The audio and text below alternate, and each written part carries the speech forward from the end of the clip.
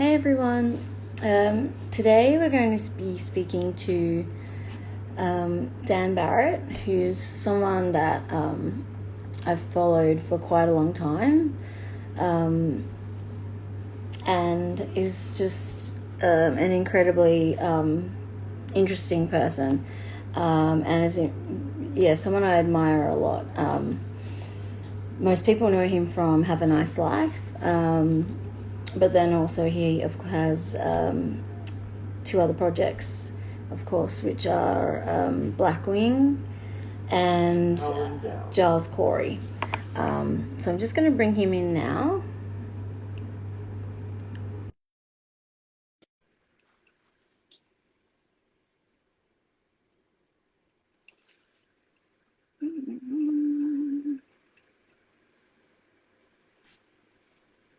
Hey, Oh my God, did this work? it Amazing. worked.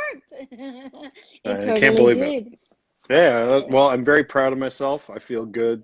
I got a boost of self-esteem now because I'm doing it. I'm living the You're life. doing it. Yeah, man. I know. I'm so proud of you. Yeah. I am, because Thank you you. never, Yep. because I know how much you like, you don't. I know you do videos and stuff now and then for your other stuff, but I know you don't really Yeah. do, you don't really do like many interviews or like, things like that No, so and much. Instagram TV specifically is completely Hmm. mysterious to me. I don't understand it at all. So I'm excited to get to do this. This is my first IGTV thing, which is cool. So Yeah, yeah, very yeah, cool. awesome. And you're awake. Now I'm back. There you But go. Yeah, yeah, I'm you're back. you're Yep. you're awake. Um, I appreciate you staying awake for us. Yeah, thank you very much. Yes, it's 9 p.m. here on the East Coast, which is past bedtime for us for Yes, sure. yes, So yeah. yeah, but yeah, so my wife is sleeping upstairs, the kids are asleep. I got the downstairs to myself. So yeah, very nice. I'm in my little reading, this is like my little reading corner. I have like Yeah. books over there that I was reading, and Mm-hmm. it's nice chill time here in the house. So yeah, Good. cool. Yeah, awesome.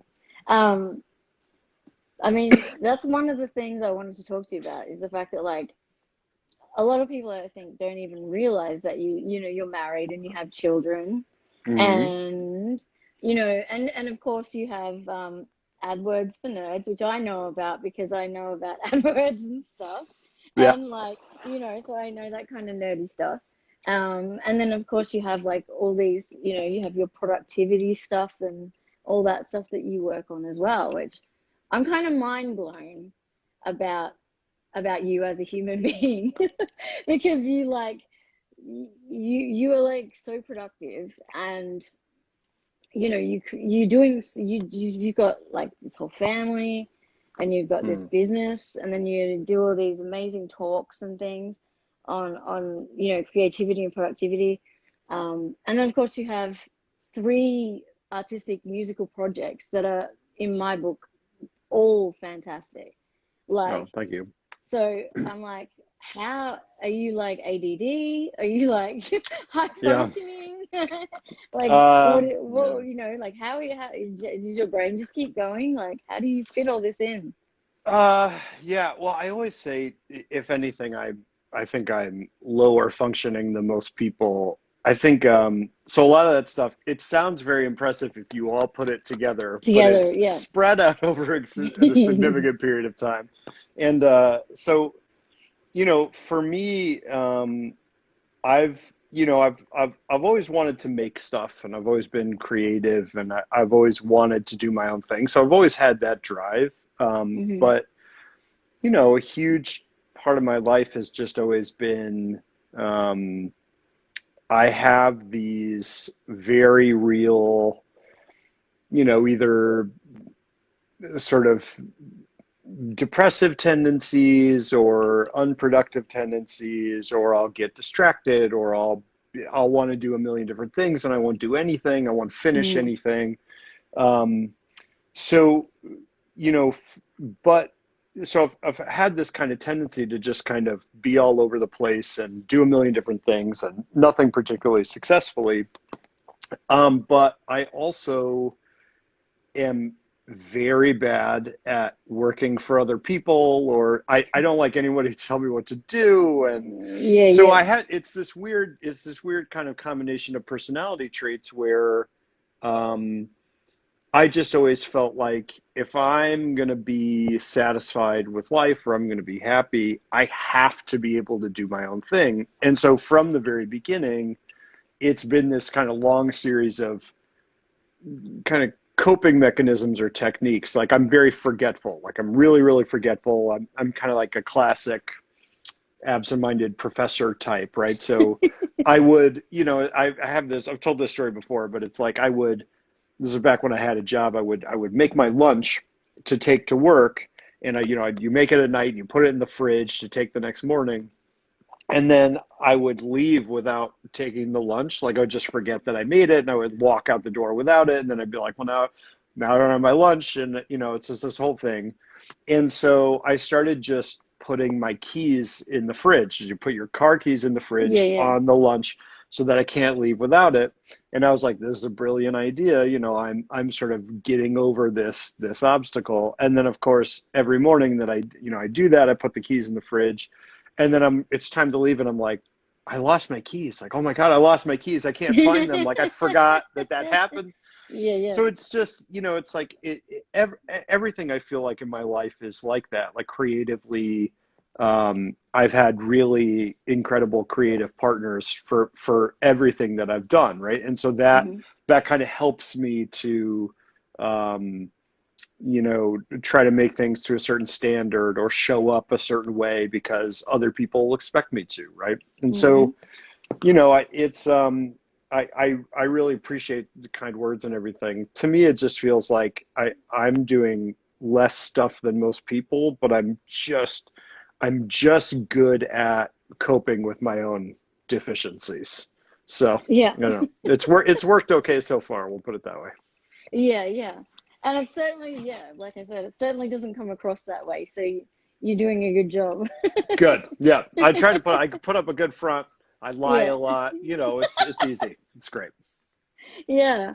Um, and of course, I think we've been talking online for quite a long time, Hmm. and yeah, and following each other and whatnot. And it's like I've always like been watching, what you're doing, and paying close attention to what's going on. And I know that I think Have a Nice Life was really my um, you know, foray into Mm. Dan Barrett, and and Foray into Dan Barrett. Yep.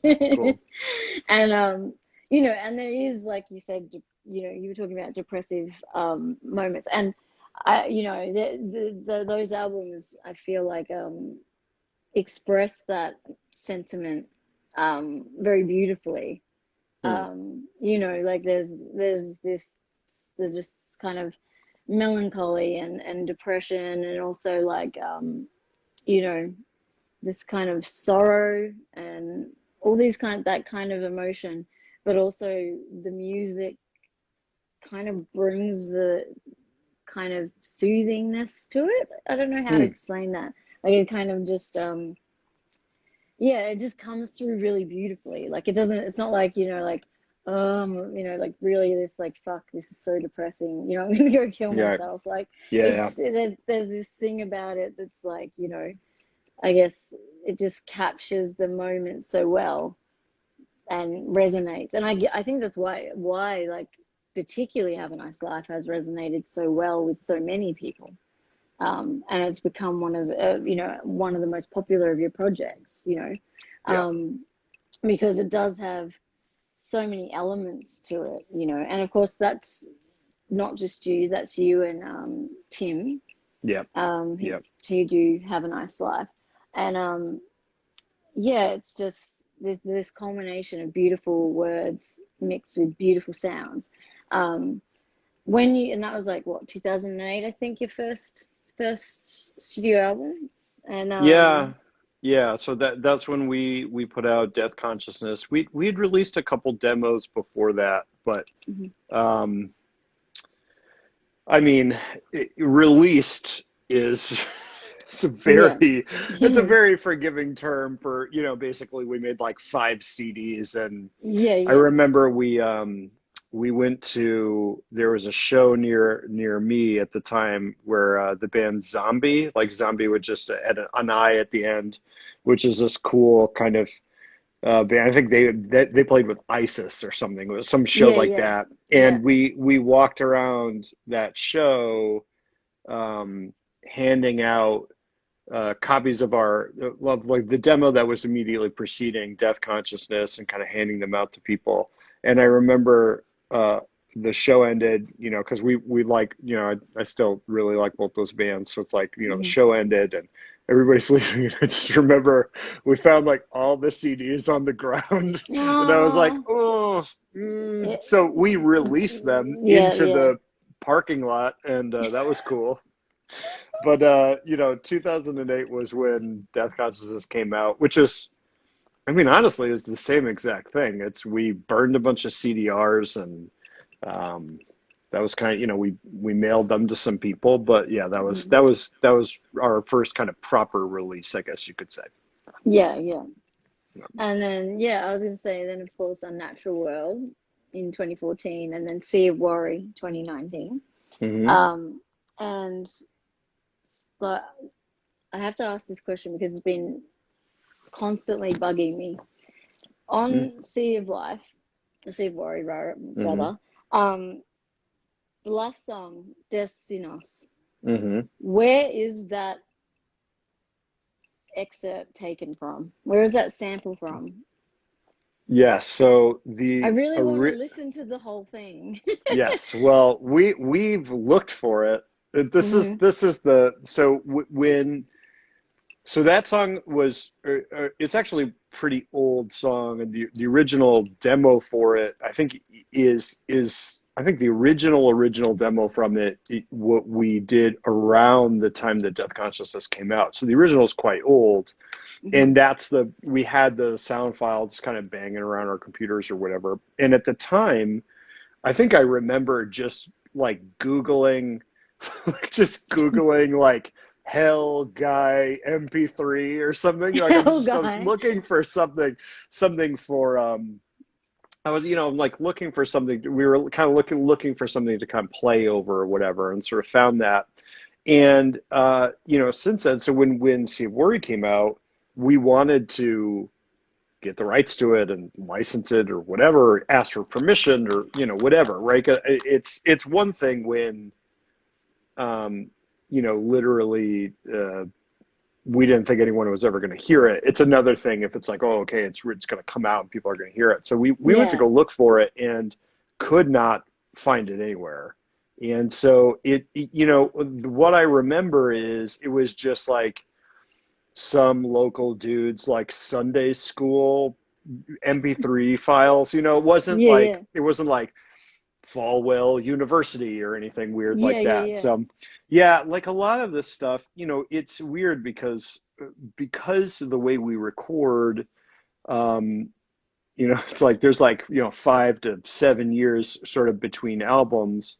And so files go, this is just like at this point it's a joke, but it's like, files go missing, or I had this part recorded but now I don't have the MIDI thing anymore, and so it Yeah, doesn't yeah, yeah. work, or like, so it's kind of like things just sort of get, vaporized into the ether all the time, and that was one of them. So if anybody can figure out, like, Yeah, like I want to know.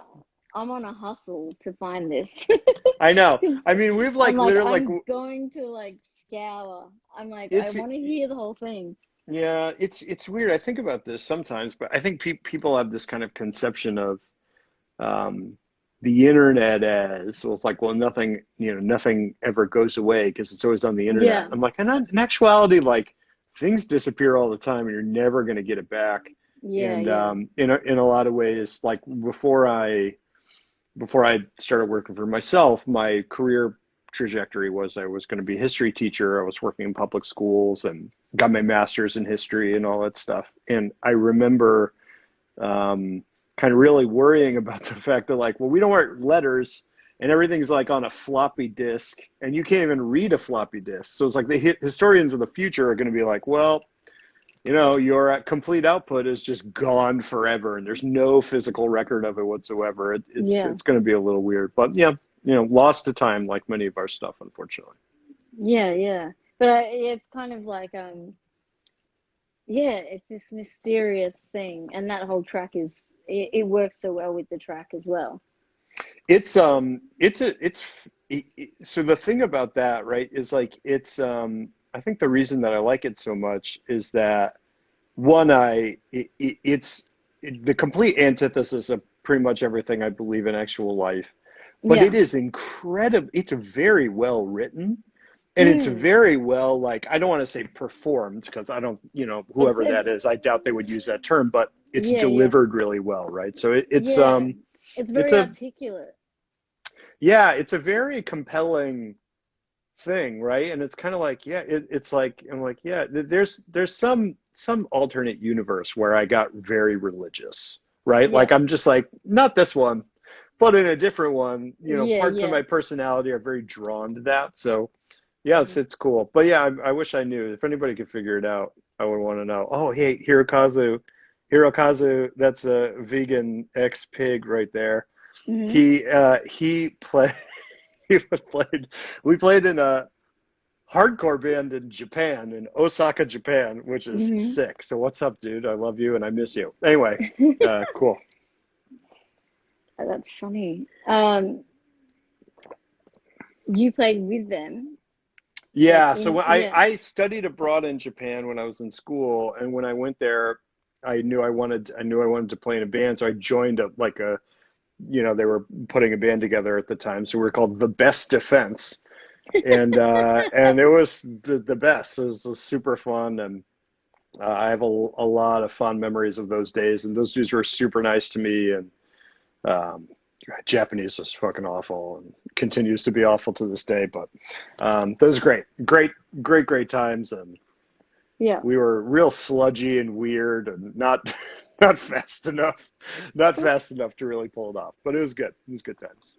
Yeah. Um, and then I guess I wanted to talk to you then about, I guess, then the evolution of Giles Corey and how, what led to that kind of like, that next where, I need to do a different project and it's going to be, this, I guess, almost pseudonym. And like, where did that come from? And what's different, I guess, about Giles Corey from Have a Nice Life? Yeah, I mean, it's interesting because I don't want to. It's sort of easy to, in retrospect, kind of put a sort of framework around it that wasn't necessarily there at the time. I mean, I Time? think, Hmm. um, you know, all those, the death consciousness, Giles Corey, Unnatural World, all of those are like very clear time periods for me, Hmm. right? And so, death consciousness was really like was like immediately after, or sort of during the time that my dad had died very suddenly, and it was very much about that, and for me, in any case, lyrically, right? And then Hmm. Giles Corey was sort of after, it was after that period. The relationship I had been in had fallen apart, and that was like really painful for me. And I still hadn't dealt with my dad dying like at all, right? It's like Yeah. still hadn't processed it at all. All of a sudden, I was kind of living on my own, and I knew I wanted to record something, and so it was a typical example of setting a restriction as kind of a way of trying to get more creative, right? So I was Hmm. like, I don't particularly know a lot about country. I don't really listen to country. I'm going to make a country record because that Yeah. just seems like the dumbest thing I could do. And and I was like, there's no electrical instruments, no electric Yeah. instruments, right? So I was Yeah. like, no keyboards, no electric guitars. And I ended up following that rule. I ended up breaking that Yeah. rule Yeah. several times. But that was the idea, right? And it sort of, um, it gave me a direction to go in a way of kind of thinking about songwriting in a different way. But so I'm kind of in that project, and both Tim and I had played a lot of acoustic guitar and started off as a band that was two guys on acoustic guitars. And Hmm. so I was kind of getting back into that. But, personally, my life was kind of just falling apart. And I was, that was really the kind of like the major depressive episode of my life. And so, it all just got kind of funneled in there. You know, the kind of the pseudonym and everything, I think I have always felt like um, I've always felt like putting music into this concept of projects, right? So it's like whether it's Blackwing or Giles Corey or whatever, like Hmm. even though those are both just me, separating them as projects allows me to kind of get a sense of what I want to do creatively within them. And I think it's just, again, it's we talked about this before about like kind of a lot of creativity comes from overcoming deficits. And for Hmm. me, if I have unlimited choice and I can do anything, it doesn't produce anything good for me, Mm. right? I kind of So need boundaries to work yeah, within. so do you kind of like compartmentalize these things so that then you can have the focus on them? Yeah, and so Giles is interesting because my plan was to be working on a Giles record now. Instead, I just Mm. ended up finishing a Blackwing record, Yes. and it's kind of like, so it's kind of Yeah. like one of these things where I sort of sat down to kind of work on Giles stuff, and I'd written a couple songs, and we were getting ready for Giles Corey was going to do a live show at Roadburn, and so Tim and a lot of the guys from Have a Nice Life who were played on Sea of Worry and did the Sea of Hmm. Worry tour. It's the same band basically, we're playing Giles Corey, and so Yeah. those guys are incredible musicians. They're so much better at everything than I am. Like they just and it's like every band practice was like, okay, so we're gonna play this song, and they're like, cool, what key is it in? And I'm like, I don't know what any keys are. I can't Yeah. tell. They're like, well, what chord is it? And I'm like, I don't. You put your finger up here like this, and they're just like, they're looking at the guitar, and they Yeah, would like yeah. literally teach them the song, and they play it, and they'd be like, this isn't how you played it on the recording, and I'm like, it's just so everything's so embarrassing. So it's like that whole process was like, I'm like, okay, I'm feeling creative, like I'm getting all this like input from other people, and they're really Hmm. inspiring. And so I kind of sat down to work on it, and I just realized after a while, I was like, I can't really I was trying to get back Hmm. to like Giles Corey mode, Hmm. and it just was bad. It's really bad, right? Because I'm just kind of faking it, right? At that point, I'm Hmm. like, I'm basically doing Giles Corey cosplay, and like, kind of.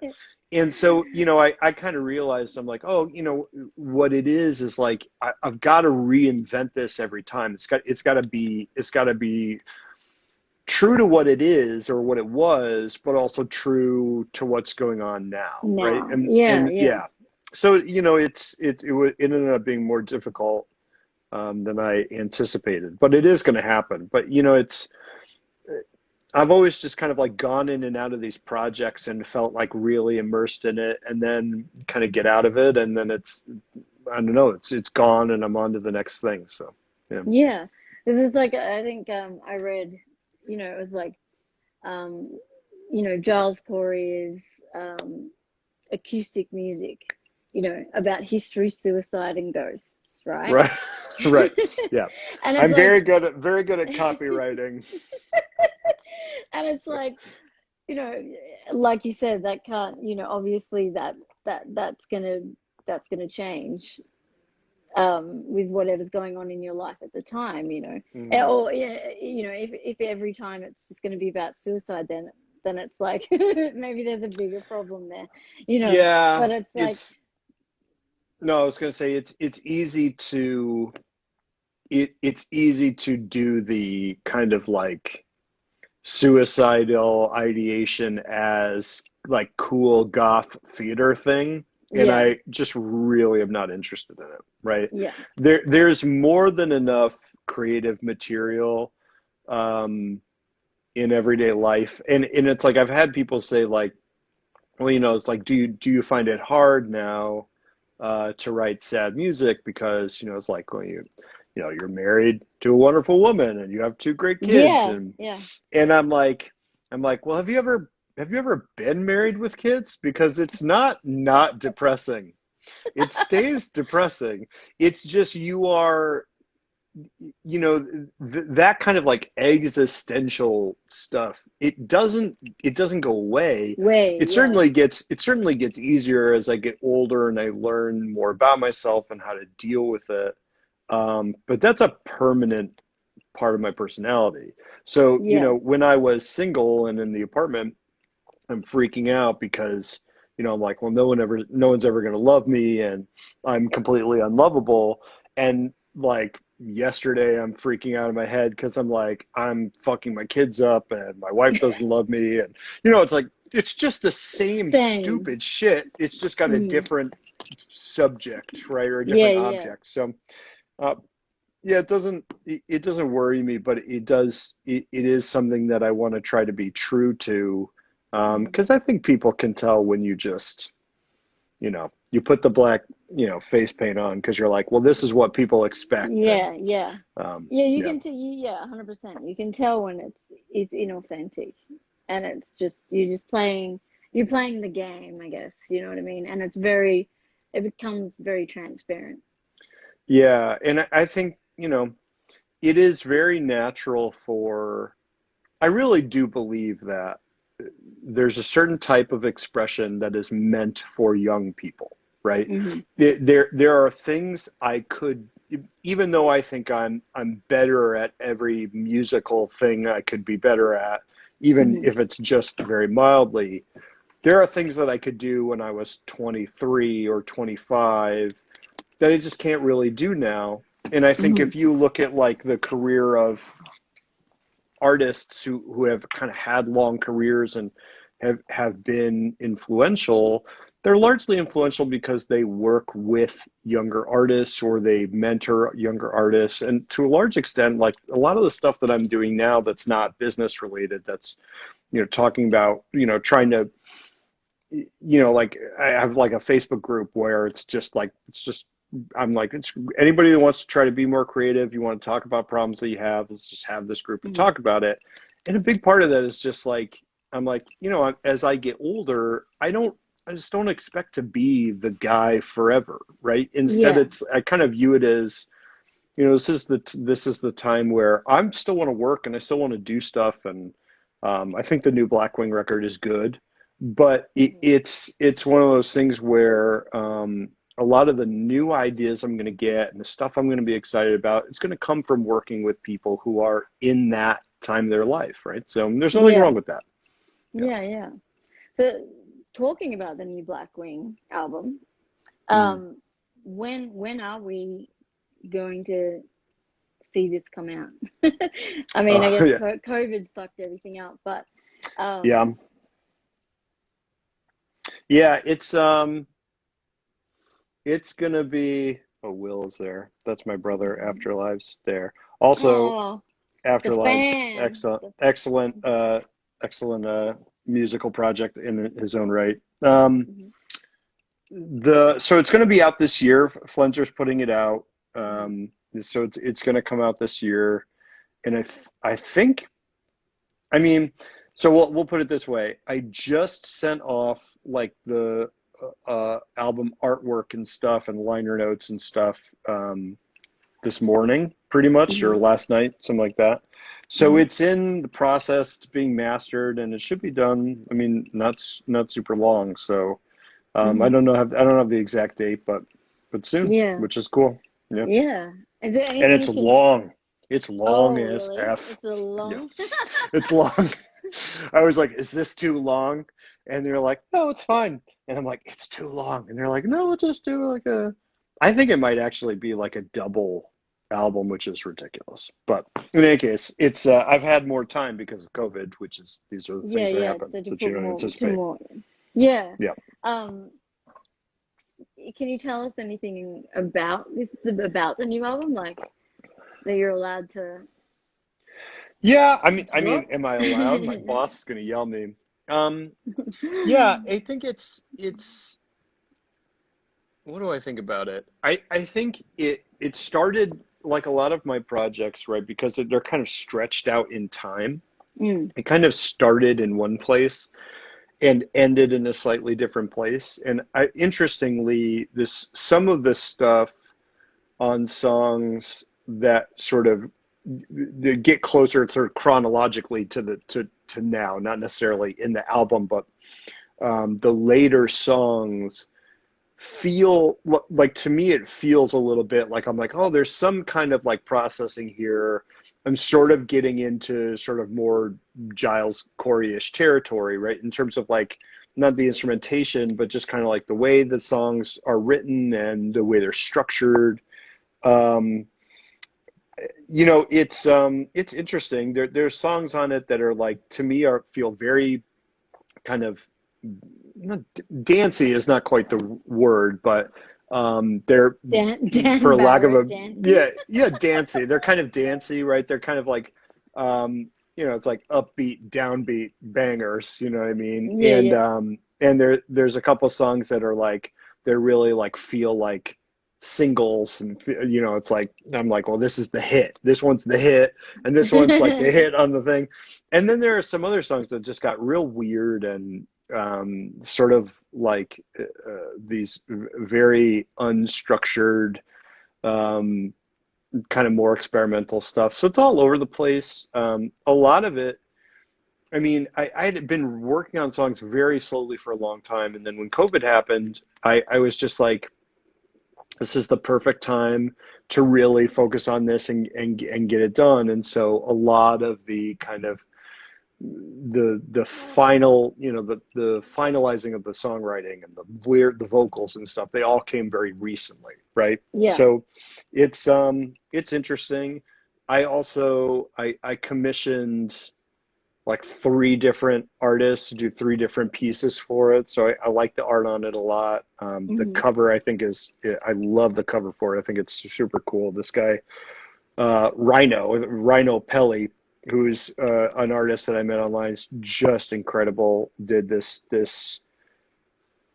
sort of described this very vague idea to him, and he just really took it and ran with it. It looks super cool. So yeah, Yeah. I'm excited for it. I am very curious to hear what people think. Hmm. I really like the record, and part of me is like, a lot of people are going to be like, like, that's my anticipation. But there's Yeah. a few songs on there that I'm kind of anticipating that people will really dig. So I don't know. I think it's going to be good. I hope it's good. Yeah. We'll put it that way. Yeah. Yeah. Can you tell us? Are you able to tell us what it's called, or is that Yeah, it's called No Moon. No No Moon is what Moon? it's Okay. called. Yes, No Moon, which is based off a dream that I had. So the dream that I had kind of comes through the record in a couple different places. It'll be interesting. It's not as heavy on the kind of enemies list world building that we tend to do, but that stuff is there for people that really want to sit down and like really try to plot all that stuff out. Hmm. It was a lot of fun to make it, and I'm kind of sad that it's over. I kind of want to keep writing those songs, but I'm feeling now that I seem to be transitioning into whatever the next thing is. So Yeah. it'll be interesting. Yeah. Yeah. Yeah. And you've had like I mean, you've had a pretty good like a relationship with Flenser in the sense that they've done most of your albums, Hmm. and they kind of indulge you. In Yes. Yeah. Jonathan at the Flenser has been absolutely wonderful. He's everything you could want. Flenser is everything you. We'll put it this way: Flenser is everything we could have asked for in a label, which was Yeah. essentially, can you just put out our stuff whenever it's ready? And he was like, Yeah. yes. Yeah. So he's been incredibly kind. They've been Yeah. super supportive. Like, they help book our shows, and um, like, you know, it's the kind of thing where it's like we had to leave for Road Burn, and I'm texting Jonathan, and I'm like, do I need like a visa? And he's like, what? You don't have a, you know, he's like, you need a passport, and I'm like, you know, he's not like helping me with Do just I kind of need a all sorts of, visa to go to yeah, yeah. Redburn? I'm like, Of what's a, course you you know, do I, did. yeah, do I need a, you know, I'm not a technically a U.S. citizen. And he's like, what? You know, what's happening? No, but he's great. He's super patient. Like I'm Yeah, not very. The last couple of years, I've been very kind of, you know, I've been busy with the family and stuff, and so yeah, yeah, I've been very distracted. And he stays on us just enough. They're yeah, just fantastic, and Flenser has really built something that's very, very cool and very, he's done a really great job of figuring this thing out where there's a certain type of person that loves the Flenser. Obviously, like all the stuff that they put out, it appeals to a certain community, mm, but it's kind of the thing I really respect about it and like about it is that it's hard to kind of put your finger on exactly what it is. The artists are all pretty different. yeah, exactly. Yeah, there's a, Certainly, like, yeah, so this record's going to be, you know, it's interesting because like this record's going to sound very different from anything that's on the Flenser, but it's going to fit with the bands on there. And I don't know, I just really respect that. I think that's a lot harder to mm, do than it might seem from the outside. So yeah, they've been fantastic. yeah. I know Jonathan was he was like, really? Really? You're gonna get him, you're gonna have him on IGTV? Like, really? He's gonna do I it? know. And I was Yeah, like, how's yeah, it? yeah, he's gonna do it. And he's I like, mean, oh, he's like, how did you get him to do it? And I'm like, I just been like, come on, you gotta do it.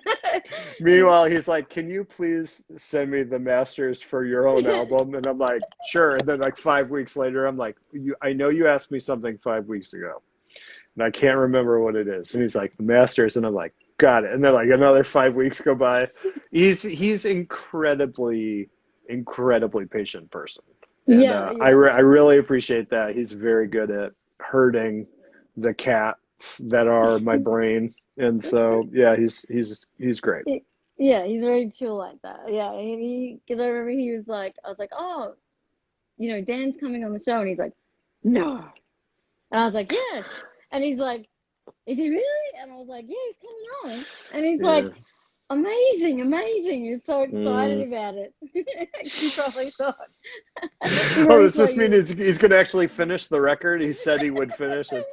Like it's so we have this conversation. I remember when I was having this conversation with him originally, where I was like, I think I can finish Black Wing this year because he knew I was working on it, and I this was like a January or something. It's like I Yeah, think I yeah, can finish it this year, and he was like, "Are you?" He's like, "Really?" And I'm like, "Yeah," and he's I'll put it out. It's like, but if you tell me you're going to put it out and I tell other people it's coming out, it has to come out. And I'm like, no, I yeah. get it. And he's like, I literally mean this. You can't just say it. You have to mean it. And like, he's really, because he knows that I'll be like, Jonathan, totally have another like triple record coming your way. And then it'll be like 10 years later and nothing's come out.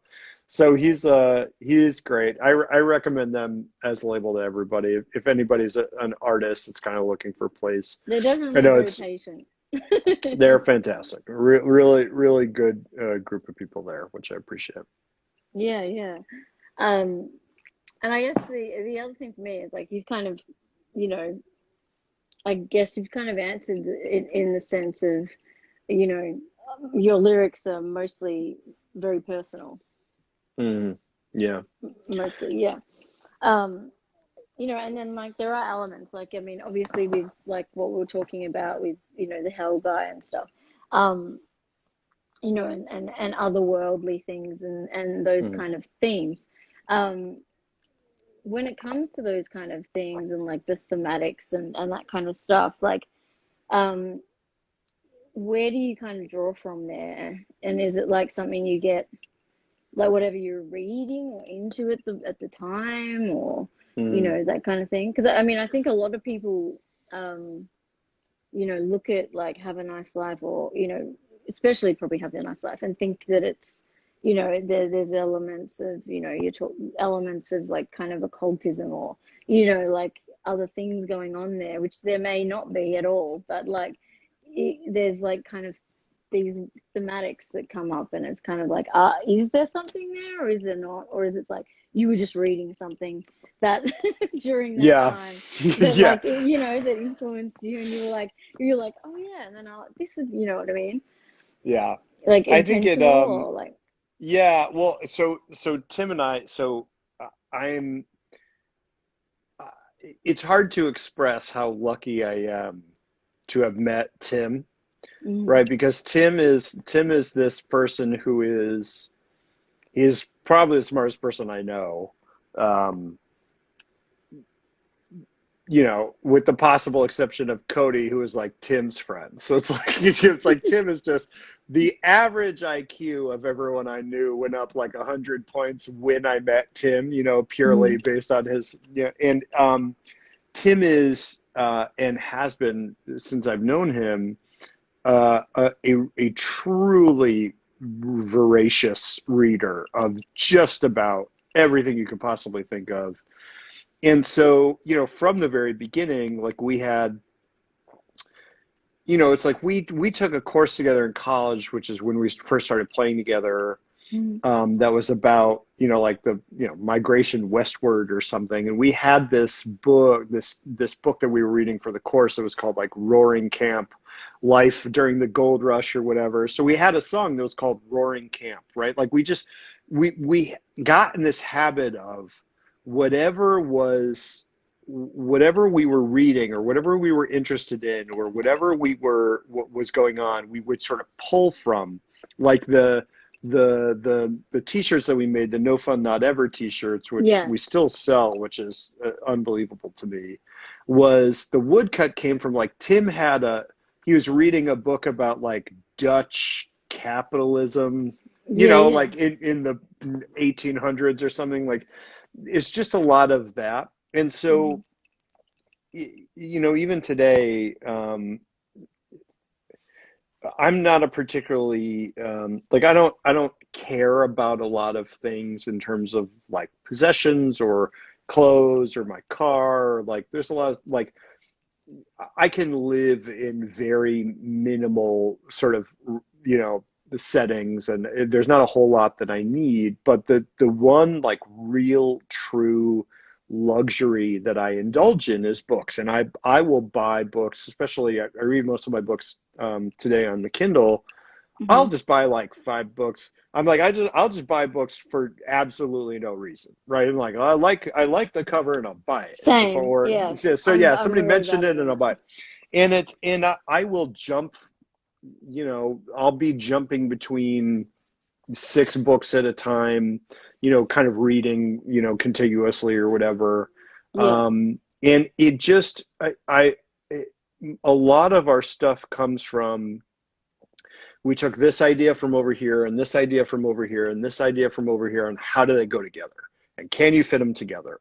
And it's been like that for a long time. That I think, like, at least for me, like, I don't think I create much that's new. I don't think I've done really anything that's like profoundly new or profoundly avant-garde or anything like that. But I do think that I have the skill of bringing things together in hopefully what's an interesting way.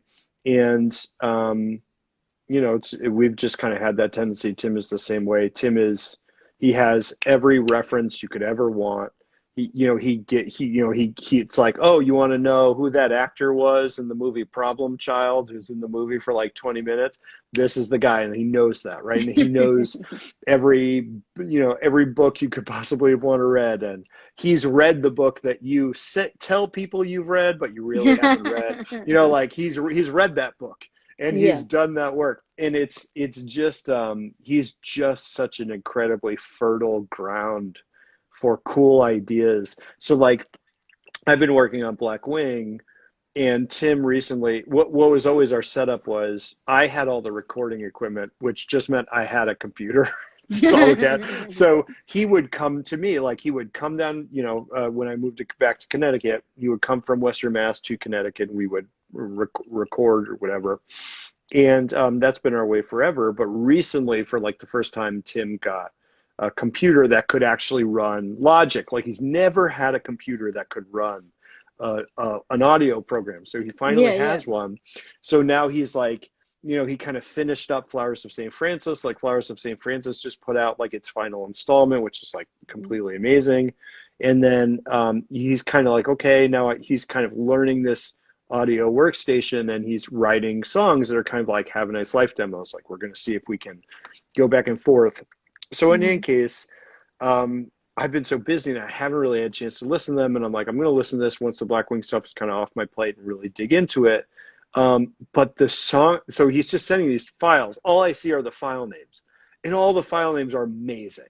Like they're all just incredible, right? And it's like I just get to see these weird strings of words come in, and they're all somehow like really cool and like vaguely off-putting at the same time. Like they're creepy, but you can't really put your finger on why. He just is so amazing with stuff like that.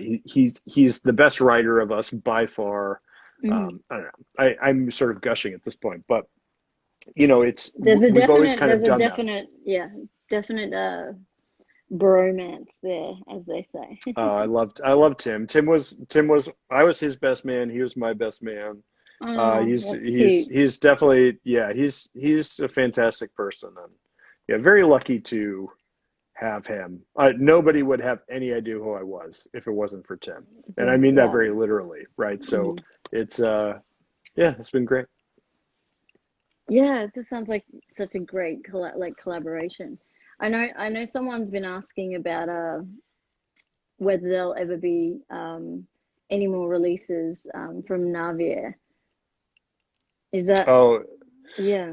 yeah, we've thrown around the idea. Hmm. Um, I don't know. I don't think we would want to do the open source thing again. We sort of did this thing where people could send in files and stuff, and it was logistically, I'm sure today it would be a lot easier.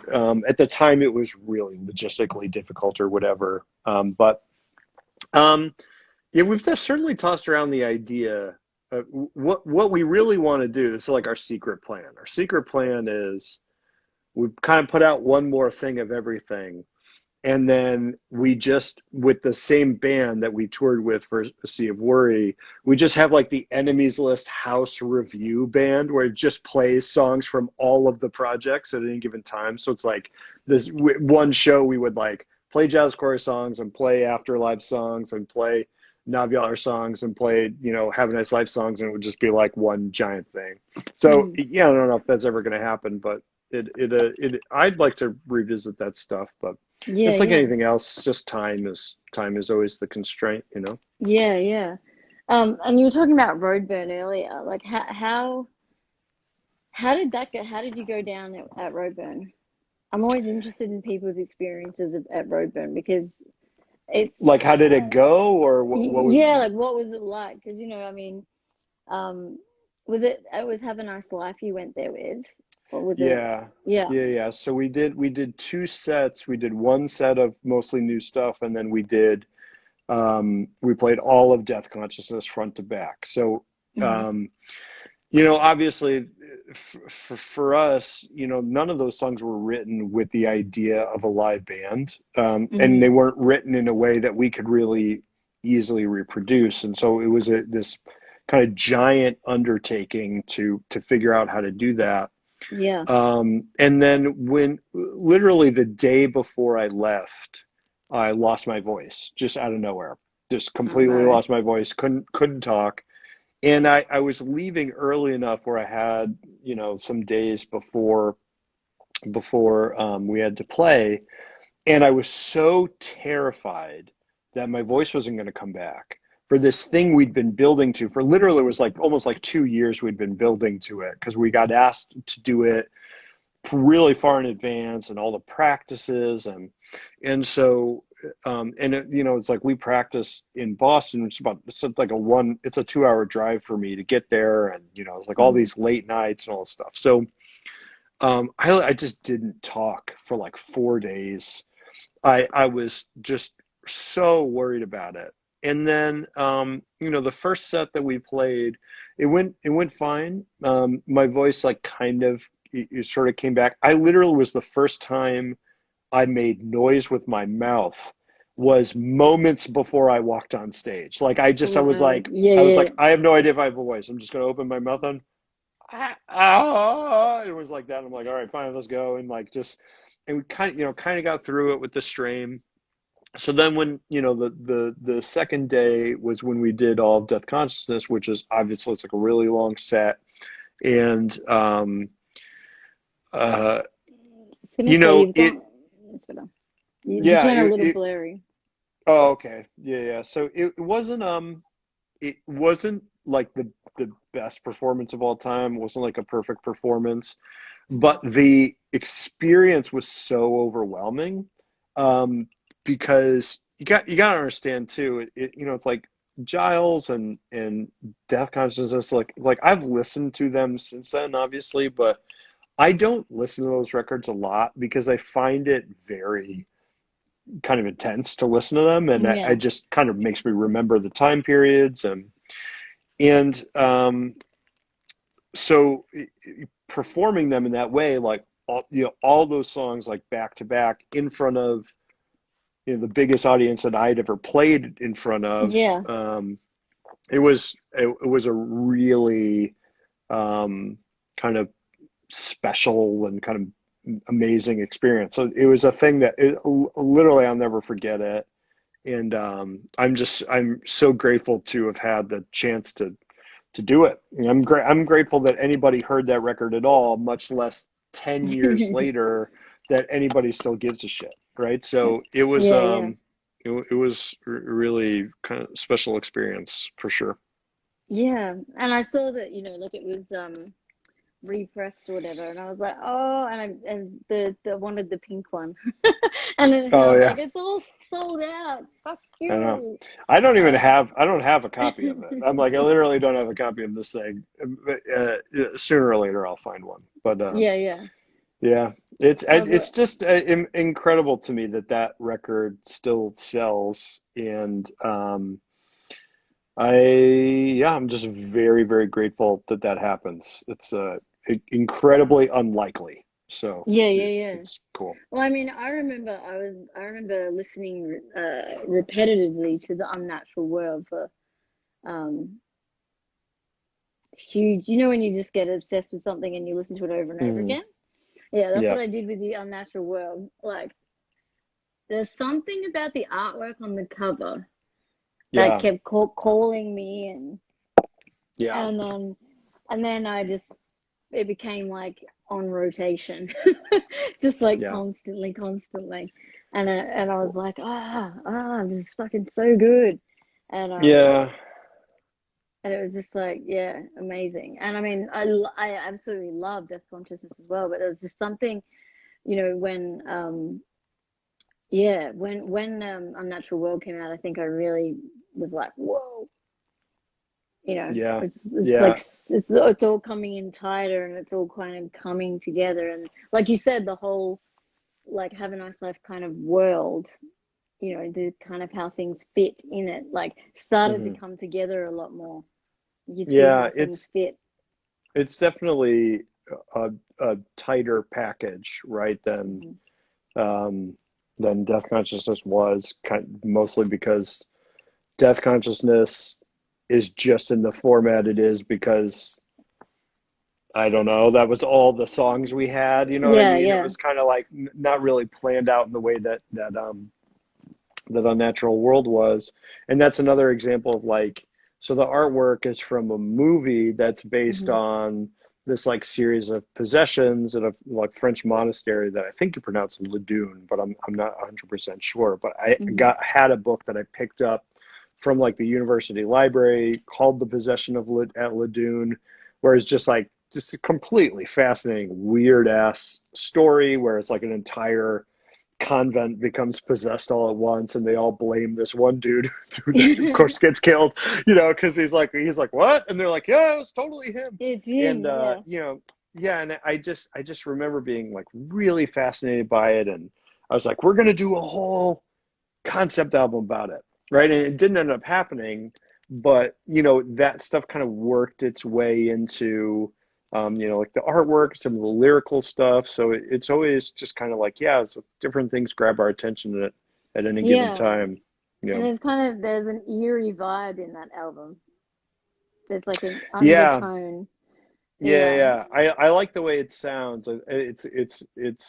It's mixed in a slightly cool way that I like now. It's more listenable for me than Death Consciousness is, but everybody's got their favorites and stuff. Mm. I saw somebody in the thing says, "What is it like being a band from Connecticut?" I don't know. I just live in Connecticut. I'm a band from the internet. You know what I mean? I don't. Yeah, There's yeah. so little connection to being from Connecticut. I mean, From I the grew up in town. Connecticut. I went to shows my whole life here, and I Mm. love Connecticut. But um, it's like Have a Nice Life. I think is played here once or something like that. So Yeah, yeah, yeah. yeah. You're I do kind my of like best. I kind of see, yeah, you more like a transient band. You're not really in a place, Yeah. No, you yeah. I mean, it's very disconnected from physical scenes, know. which is And cool. even yeah, and even like physical world, it's not. I don't feel like it's a Yeah, thing out there. yeah, and I think especially when we hit, and I don't know when it was, but whenever Have a Nice Life kind of hit the meme universe, it really Mhm. kind of feels like, okay, now the band is really just this thing that floats out in the universe as like an abstract platonic ideal. Yeah. And it's fascinating to me, like the whole process of we went so backwards in the sense of like we had a record out and people liked it, and then when we had to play shows, we were like, well, let's learn how to play these songs, because like literally no one knows how to play them, and we don't there's no parts, right? It was never meant to really be performed live, and so it's just we Mhm. kind of had this weird reverse order career, which has been Mm. I gotta say, like, great for someone like me who's kind of a little more introverted and likes to sleep all day or whatever. Yeah, yeah. It's been interesting. That's what kind of I think that's another part that drew me to you because it's like there's similarities in your personality that I can see in mine. Hmm. And like Yeah. especially the introvert part where like I could see myself create like I do a lot of writing and poetry and all that kind Yeah. of stuff. But I could see myself doing music but never performing live. Like, you know what I Yeah. mean? Like I can Yeah. see myself being able to do that, but I'm just not I'm not meant to be out there.